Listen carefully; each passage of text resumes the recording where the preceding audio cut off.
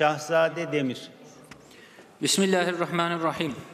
Türkiye'de 19 bölgede olduğu iddia edilen domuz çiftliklerinden yılda en az 3 milyon kilogram domuz etinin iç piyasada satıldığı iddiası son derece vahimdir.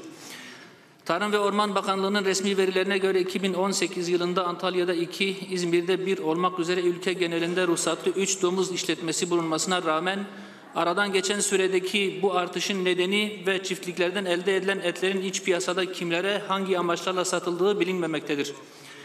Aralarında önemli zincir marketler ve restoranların da olduğu firmaların bu iç piyasaya sürülen etlerin alıcısı olduğu ve satışını yaptığı iddia edilmektedir.